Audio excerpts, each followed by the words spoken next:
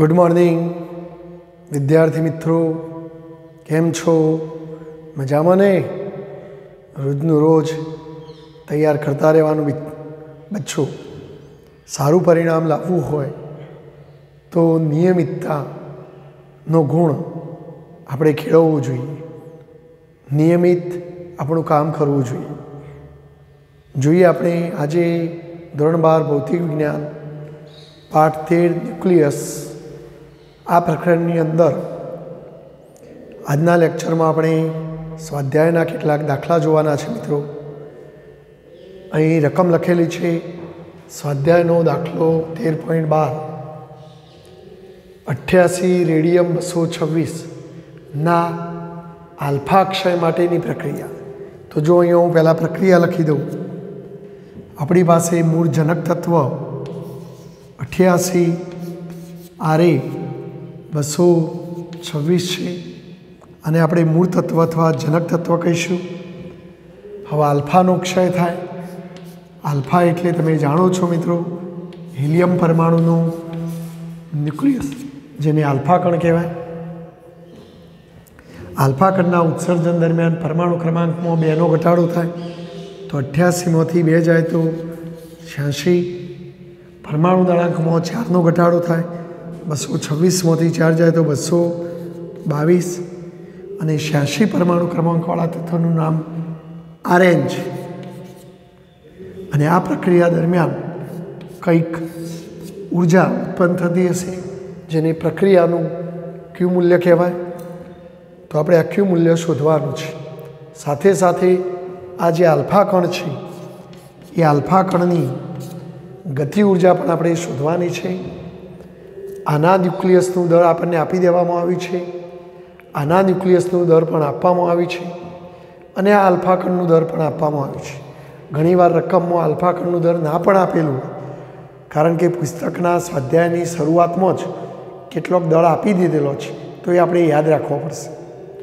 હવે જો ક્યુ મૂલ્ય શોધવા માટે આપણે શું કરવું, તો અગાઉના દાખલાઓમાં પ્રશ્નમાં પણ ભણી ગયા કે પ્રક્રિયા દરમિયાન ઉદ્ભવતી ઉર્જા ક્યુનું મૂલ્ય શોધવું હોય તો પ્રક્રિયકોના દળમાંથી પ્રક્રિયકોનું દળ માઇનસ નિપજોનું દળ, આ દળનો તફાવત શોધવો પડે અને પછી C² ગુણો તો જૂલમાં જવાબ આવે। અને જો સીધા 931.5 વડે ગુણશો તો તમારો જવાબ MEVમાં આવશે। તો કોઈ પણ દાખલામાં ક્યુનું મૂલ્ય શોધવા પ્રક્રિયકોના દરમાંથી નિપજોનું દર બાદ કરી આટલા એ ગુણવાનું। જો આ જવાબ ધન આવે તો પ્રક્રિયા દરમિયાન ઉર્જા ઉત્પન્ન થાય, જેને ઉર્જાક્ષેપક પ્રક્રિયા કહેવાય। અને જો જવાબ ઋણ આવે તો ઉર્જા શોષક પ્રક્રિયા કહેવાય, જેમાં તમારે ઉર્જા આપવી પડે મિત્રો। જો હવે આપણી પાસે કિંમતો છે, આ પ્રક્રિયક કહેવાય, તો આના ન્યુક્લિયસનું દર આપણને આપેલું છે। જો ન્યુક્લિયસનું દર લેવાનું છે મિત્રો, ઘણા દાખલાઓમાં પરમાણુનું દર આપેલું, તો પરમાણુના દરમાં ન્યુક્લિયસનું દર પણ આવે, સાથે સાથે ઇલેક્ટ્રોનનું દર પણ આવે। તો પરમાણુના દરમાંથી ઇલેક્ટ્રોનનું દર બાદ કરો તો ન્યુક્લિયસનું મળે। અહીં તો ન્યુક્લિયસનું છે જ, એટલે કોઈ ટેન્શન નથી આપણી પાસે। ચલો, અહીંયા પ્રક્રિયક તરીકે કોણ આવશે? RA, એટલે માસ ઓફ RA માઇનસ નિપજ તરીકે કોણ આવવાનું?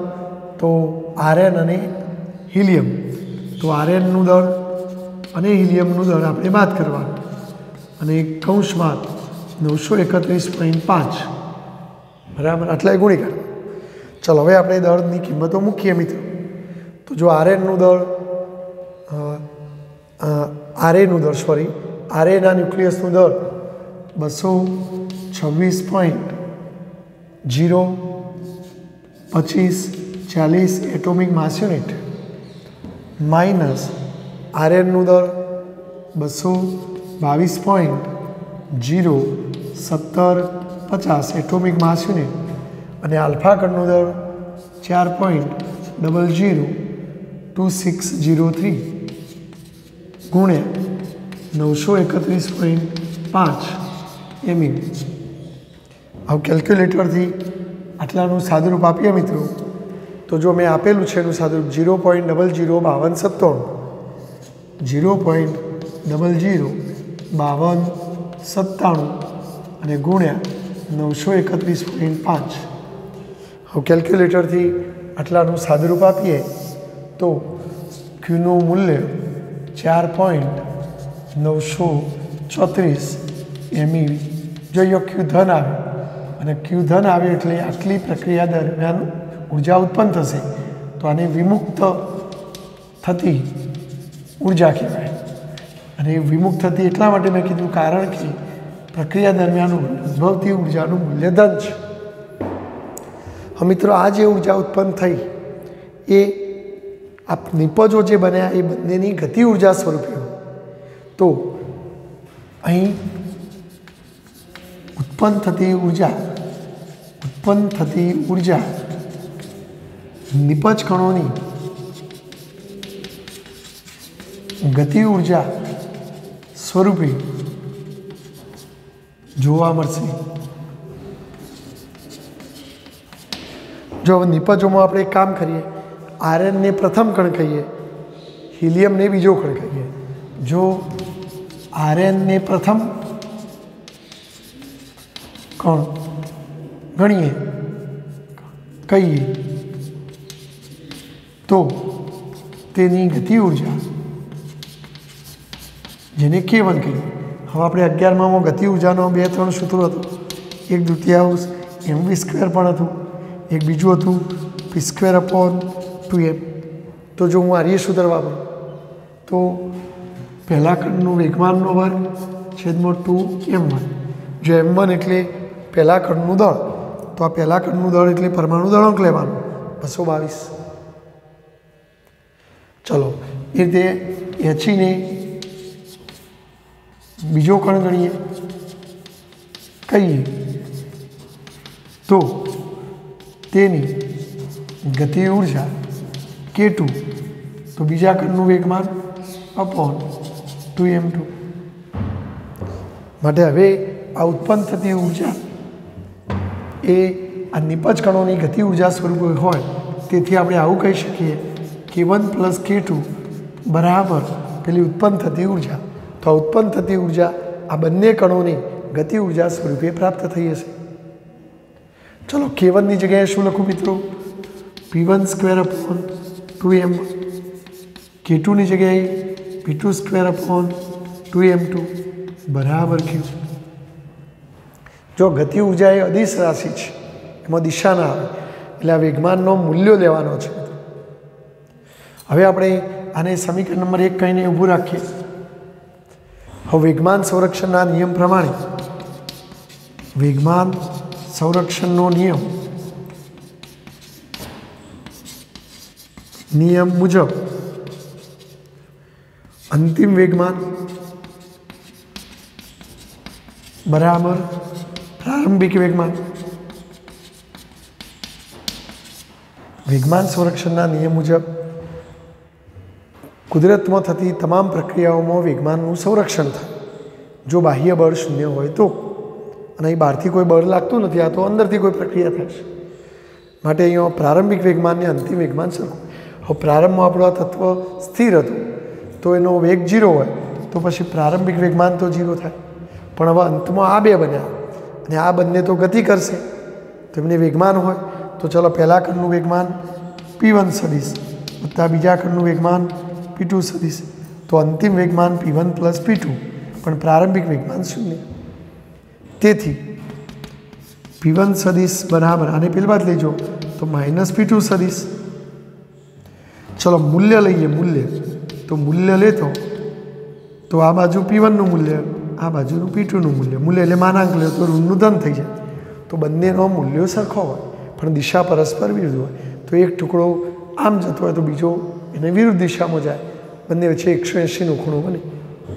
તો હવે જો આપણે એક કામ કરીએ, આપણે પ્રશ્નમાં મિત્રો આલ્ફા કણની ગતિ ઉર્જા શોધવાની છે, અને આલ્ફા કણ એટલે આપણા માટે આ બીજો કણ, તો આપણે બીજા કણની ગતિ ઉર્જા શોધવી છે। તો બીજા કણનું એમને એમ રહેવા દો, પણ અહીંયા p1ની જગ્યાએ શું લઈ શકાય?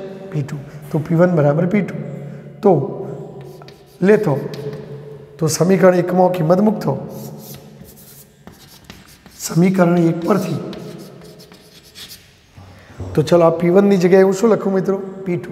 તો આપણું સૂત્ર જો આવું થશે P2 સ્ક્વેર અપોન 2m1 વત્તા P2 સ્ક્વેર અપોન 2m2 બરાબર Q. બરાબર. જો P2 સ્ક્વેર સામાન્ય નીકળશે,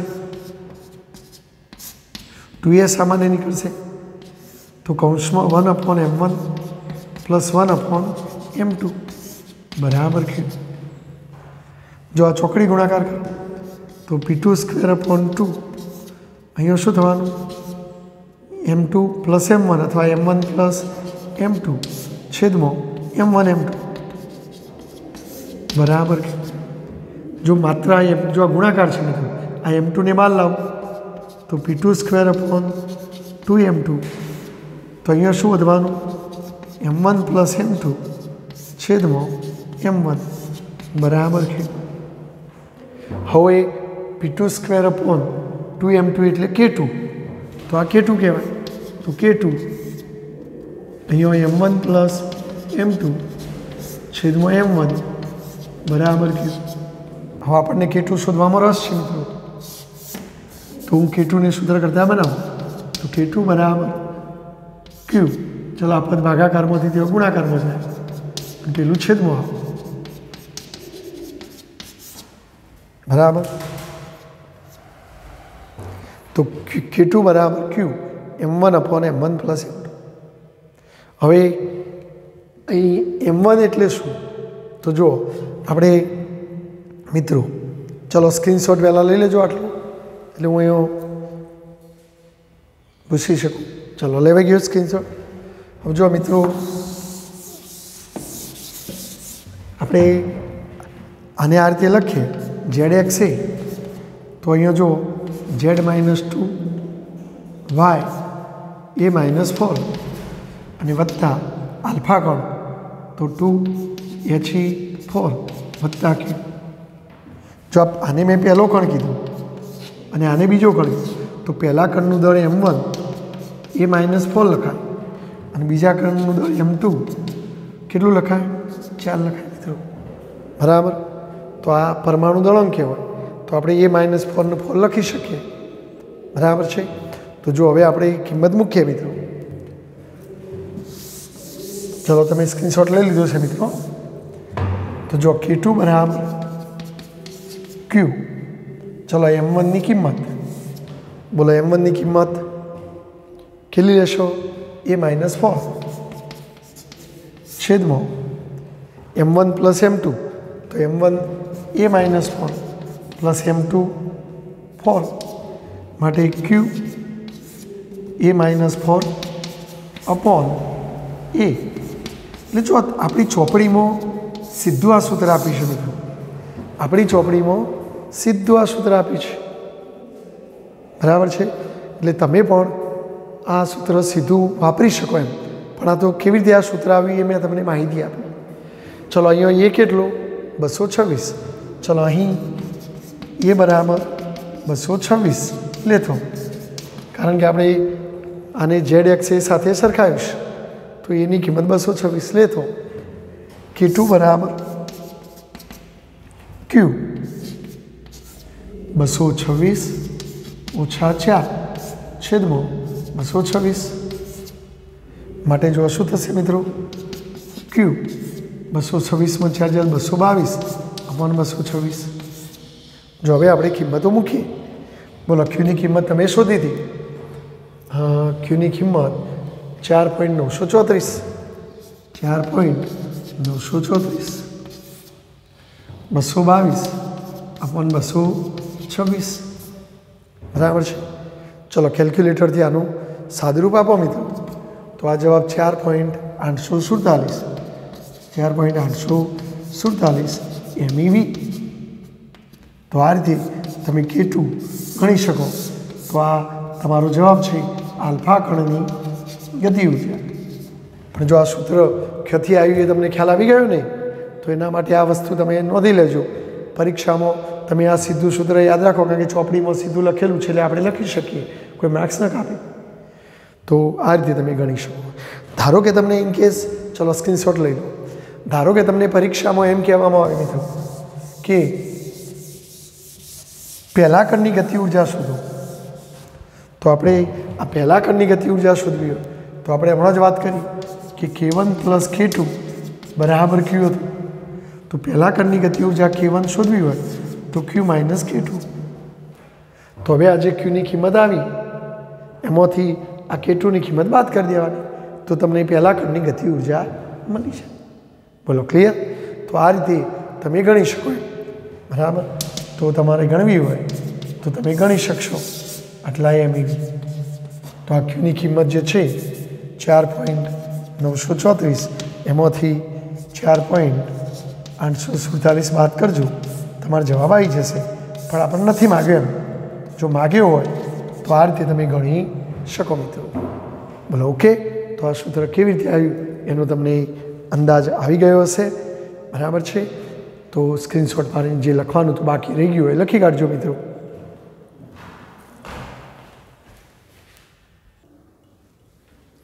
જો મિત્રો સ્વાધ્યાયનો દાખલો 13.13 થોડો સરસ દાખલો છે. રેડિયો એક્ટિવ ન્યુક્લાઇડ 6C11 નીચે દર્શાવેલી પ્રક્રિયા દ્વારા ક્ષય પામે છે. જો આ સમીકરણ આપ્યું છે આપણને 6C11, એમાંથી પોઝિટ્રોનનું ઉત્સર્જન થાય છે તો 5 બોરોન 11 બને છે. 6C11 એમાંથી પોઝિટ્રોન E+ નું ઉત્સર્જન થાય તો 5 બોરોન 11 બને છે, અને સાથે સાથે ન્યુટ્રિનો નામનો કણ ઉત્પન્ન થાય છે. જો આ પ્રક્રિયામાં ઉદ્ભવતા પોઝિટ્રોનની મહત્તમ ઉર્જા 0.960 MeV હોય તથા 6C11 અને 5 બોરોન 11ના તટસ્થ પરમાણુનો દળ, જો એ પરમાણુનું દળ આપ્યું છે, ન્યુક્લિયસનું નહીં. પરમાણુમાં ન્યુક્લિયસ પણ આવી જાય અને એની આજુબાજુ કક્ષામાં ફરતા ઇલેક્ટ્રોન આવી જાય, અને બધાનું દળ ભેગું કરો તો પરમાણુનું દળ થાય. જો તમારે ન્યુક્લિયસનું દળ શોધવું હોય તો પરમાણુના દળમાંથી એનામાં રહેલા ઇલેક્ટ્રોનનું દળ બાદ કરવું પડે. જો અહીં આપણે કાર્બનના ન્યુક્લિયસનું દળ પહેલાં ગણી નાખીએ મિત્રો. કાર્બનના ન્યુક્લિયસનું દળ બરાબર કાર્બનના પરમાણુનું દળ, એમાંથી કાર્બનમાં કેટલા ઇલેક્ટ્રોન હોય મિત્રો? તો જો કાર્બનનો પરમાણુ ક્રમાંક 6 તો 6 ઇલેક્ટ્રોન હોય, તો એ 6 ઇલેક્ટ્રોનનું દળ બાદ કરવું પડે. 6 ઇલેક્ટ્રોનનું દળ, એ એટલે ઇલેક્ટ્રોન, બરાબર છે. તો આ શબ્દોમાં લખું તો 6 ઇલેક્ટ્રોનનું દળ બાદ કરવું પડે. ચલો, કાર્બનના પરમાણુનું દળ તમને રકમમાં આપી દીધી છે 11.01143 માઇનસ 6 ઇલેક્ટ્રોનના દળનું હું એમી કહું. તો આમ કાર્બનના ન્યુક્લિયસનું દળ તમારે આટલું લેવું જોઈએ મિત્રો. એ રીતે ચલો બોરોનની વાત કરીએ મિત્રો. બોરોનના ન્યુક્લિયસનું દળ બરાબર બોરોનના પરમાણુનું દળ, એમાંથી ઇલેક્ટ્રોનનું દળ બાદ કરવાનું. પણ બોરોનમાં કેટલા ઇલેક્ટ્રોન હોય? તો જો પરમાણુ ક્રમાંક 5, તો જેટલા પરમાણુ ક્રમાંક એટલા ઇલેક્ટ્રોન હોય, તો 5 ઇલેક્ટ્રોનનું દળ બાદ કરવાનું.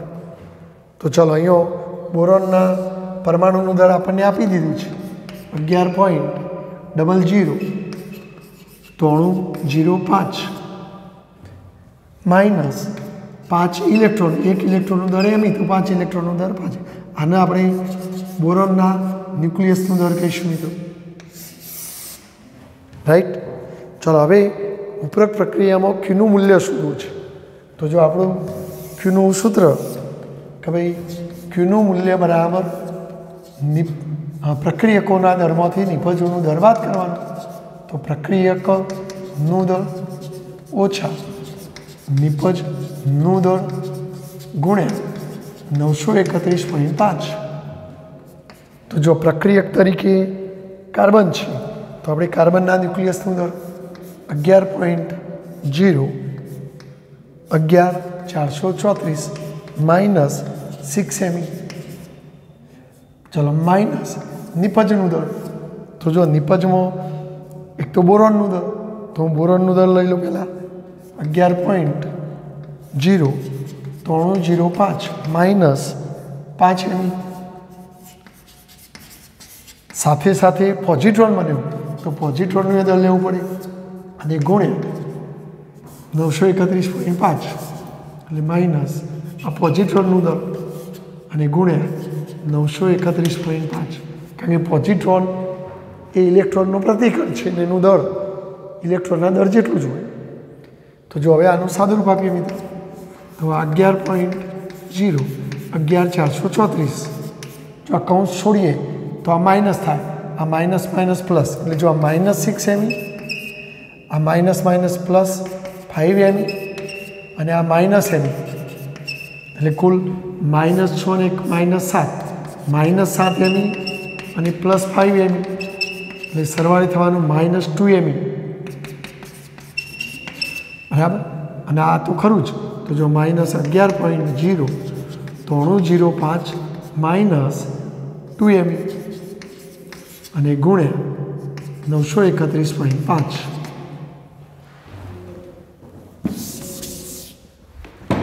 જો હવે ઇલેક્ટ્રોનનું દર પણ મૂકવું પડશે, તો 11.0 11434 માઇનસ 11.0305 -2. ઇલેક્ટ્રોનનું દર એટોમિક માસ યુનિટમાં લેવાનું. તો આપણે અગાઉ પણ એક દાખલામાં આવી ગયું 0.000 548. આ આંકડો યાદ રાખવો પડશે મિત્રો. અને 931.5. હવે કેલ્ક્યુલેટરથી આટલાનું સાદુરૂપ આપીએ મિત્રો, તો એ જવાબ 0.001033 અને આપેલું 931.5. તો ચાલો સાદુરૂપ આપો. 0.9622 એમી. તો આમ પ્રક્રિયા દરમિયાન ઉદ્ભવતી ઉર્જાનું મૂલ્ય આટલું આપણને મળશે. હવે જો આ ઉર્જા આ નિપજ કણોની ગતિ ઉર્જા સ્વરૂપે હોય, હવે નિપજ કણો તરીકે બોરોન આવે, પોઝિટ્રોન આવે, ન્યુટ્રિનો આવે, તો અહીંયા ઉત્પન્ન થતી ઉર્જા ક્યુ એ નિપજ કણોની ગતિ ઉર્જા એટલે બોરોનની ગતિ ઉર્જા વત્તા પોઝિટ્રોનની ગતિ ઉર્જા, પોઝિટ્રોન એટલે આપણે ઈ પ્લસની ગતિ ઉર્જા વત્તા ન્યુટ્રિનોની ગતિ ઉર્જા, ન્યુટ્રિનોની ગતિ ઉર્જા. તો અહીંયા ઉત્પન્ન થતી ઉર્જા આ 3 કણોની ગતિ ઉર્જા સ્વરૂપે હોય. અહીં બોરોનનું દળ આ બેની સરખામણીમાં ખૂબ મોટું હોય. એ બોરોનનું દળ આ પોઝિટ્રોન અને એન્ટી ન્યુટ્રિનોની સરખામણીમાં ખૂબ મોટું હોય. હવે મોટો હોય દળદાર, તો પછી જ્યારે મોટો હોય તો એ ઓછી ગતિ કરે. દાખલા તરીકે એક હાથી અને એક નાની કોઈ વસ્તુની વાત કરીએ, તો જ્યારે બંનેને તમે ધક્કો મારો તો ગતિ કોણ કરશે? તો ભારે હોય એ સહેલાઈથી ગતિ કરી ન શકે, એટલે એને મળતી ગતિ ઉર્જા લગભગ 0 જેવી ગણાય. પણ હલકો હોય એ ગતિ કરવા મળે, તો અહીંયા મોટાભાગની ગતિ ઉર્જા આ બેને મળવાની. તો એ બોરોનનું દર ખૂબ મોટું હોવાથી તેને મળતી ગતિ ઉર્જા ખૂબ જ નાની, લગભગ શૂન્યમાં થશે. વળી ન્યુટ્રિનોનું દળ લગભગ શૂન્યવત છે. ન્યુટ્રિનોનું દળ પણ લગભગ શૂન્યવત છે. ઇલેક્ટ્રોનથી પણ ખૂબ ઓછું દળ ધરાવે છે, માટે શૂન્યવત છે. તેથી તેની ગતિ ઉર્જા કે ન્યુટ્રિનો લગભગ શૂન્ય લઈ શકાય, કારણ કે ગતિ ઉર્જાનું સૂત્ર 1/2 mv². પણ જો એનું દળ જ શૂન્ય હોય તો એને ગતિ ઉર્જા લગભગ શૂન્યવત ગણી શકાય. તો પછી જો 0 આયે 0, તો પછી ઉત્પન્ન થતી ઉર્જા મોટા ભાગને પોઝિટ્રોનને જ મળે. તેથી ઉત્પન્ન થતી ઉર્જા ક્યુ નો મોટા ભાગનો હિસ્સો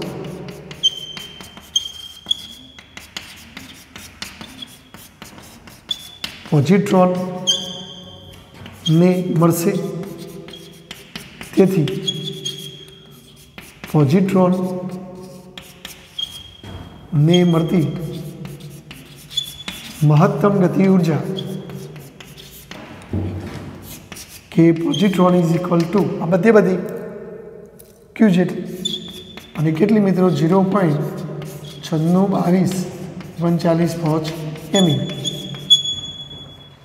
હવે જો આ જવાબ 0.96 જે તમને રકમમાં આપેલા જવાબ જેટલો છે, જે આપેલ કિંમત 0.96 એમઈવી જેટલો લગભગ છે। એ પેલો પોઝિટ્રોન થોડી ઘણી ઉર્જા લઈ જતો હોય પણ આપણે લગભગ શૂન્ય કરી દીધી, એટલે આ ઉપરની થોડી ઘણી એ લઈ જાય, બાકીની પોઝિટ્રોનની થઈ જાય, એટલે આ દાખલો તમારો લગભગ સાચો પડી જાય। તો ચલો સ્ક્રીનશોટ લઈને લખી દેશો મિત્રો।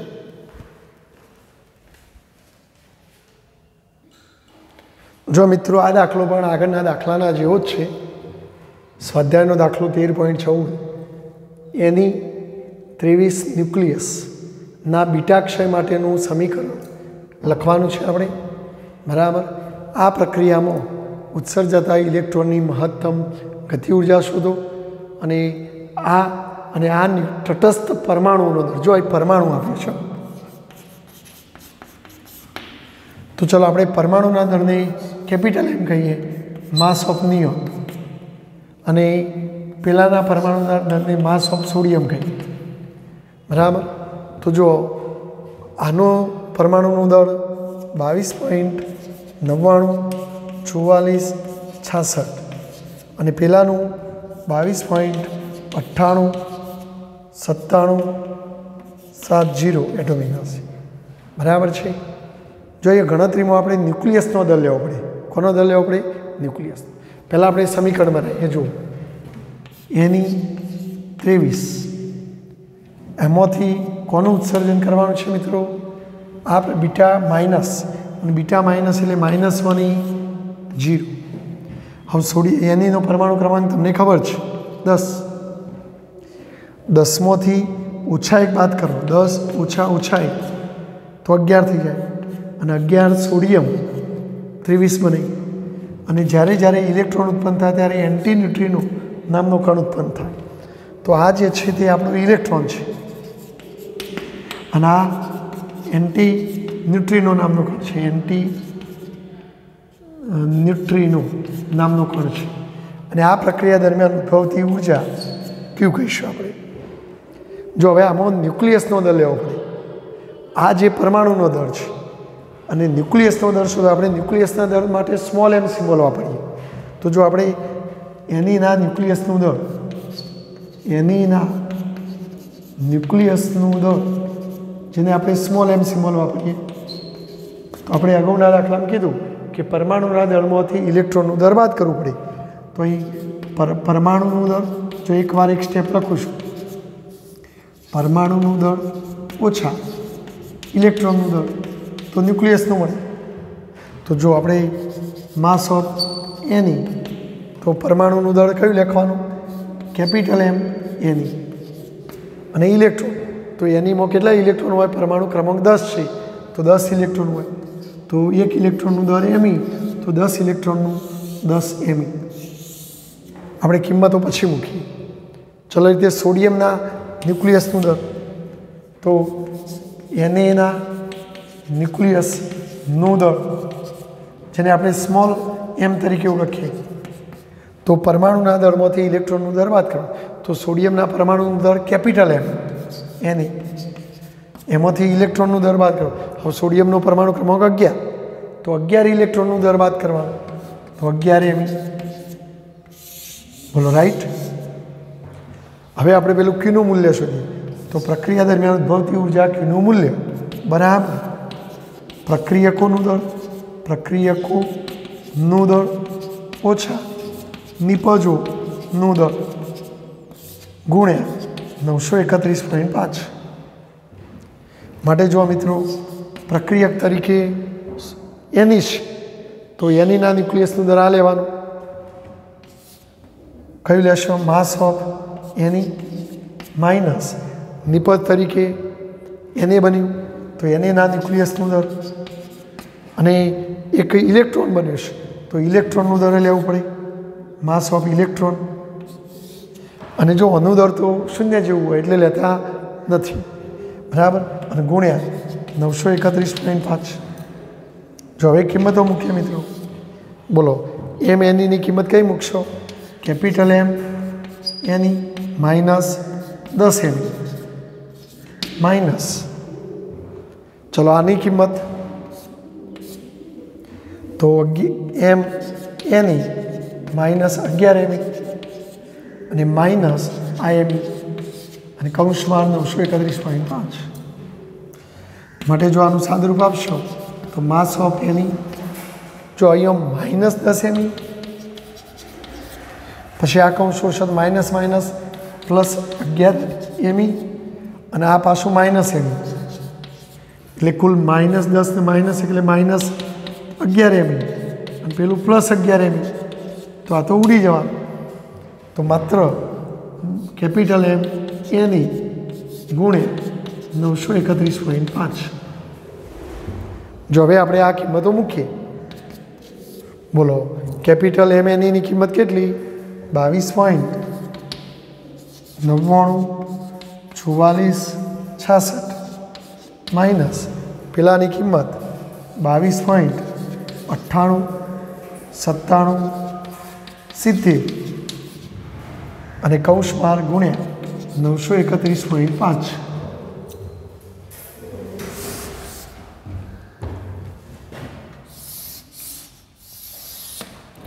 માટે જો ક્યુ બરાબર, ચલો કેલ્ક્યુલેટરથી આ બેની બાદ બાકી કરીએ મિત્રો, તો એ લગભગ આવશે 0.004696 અને ગુણ્યા 931.5. તો આનું સાદુરૂપ આપો તો 4.374324 આટલા એમી. આ પ્રક્રિયા દરમિયાન ઉદ્ભવતી ઉર્જાનું મૂલ્ય. હવે આ ઉત્પન્ન થયેલી ઉર્જા આ નિપજ કણોની ગતિ ઉર્જા સ્વરૂપે, આ ઉદ્ભવતી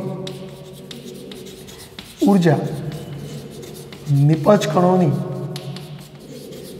ગતિ ઉર્જા સ્વરૂપે હોય. તેથી આ ઉદ્ભવતી ઉર્જા બરાબર સોડિયમની ગતિ ઉર્જા વત્તા આ ઇલેક્ટ્રોનની ગતિ ઉર્જા વત્તા એન્ટી ન્યુટ્રિનોની ગતિ ઉર્જા. પરંતુ મિત્રો, અહીં ઇલેક્ટ્રોન, અહીં એન્ટી ન્યુટ્રિનોનું દળ લગભગ શૂન્યવત હોય, એટલે આપણે એને મળતી ગતિ ઉર્જા, તેથી એને મળતી ગતિ ઉર્જા લગભગ 0 જેટલી આપણે લઈ લઈશું. તથા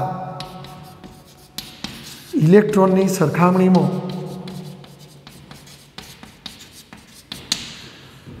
એનેનું દળ ખૂબ વધુ હોવાથી ઇલેક્ટ્રોનની સરખામણીમાં તે ભારે બનશે, અને ભારે હોય તો એ સહેલાઈથી ગતિ કરી શકે નહીં.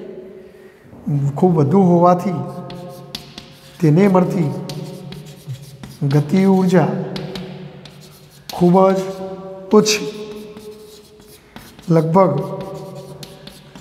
શૂન્યવત ગણીશું. તો બધી ઉર્જા ઇલેક્ટ્રોનને મળશે. તેથી ઇલેક્ટ્રોનને મળતી મહત્તમ ગતિ ઉર્જા કે ઓફ ઇલેક્ટ્રોન જે આ ક્યુ જેટલી હશે, કારણ કે આ 0 આ 0 તો ક્યુ જેટલી હોય, અને ક્યુ તમારી 4.374324 એમી. એટલે આપણે મોટાભાગની લગભગ બધી ઉર્જા ઇલેક્ટ્રોનના ભાગમાં આવશે.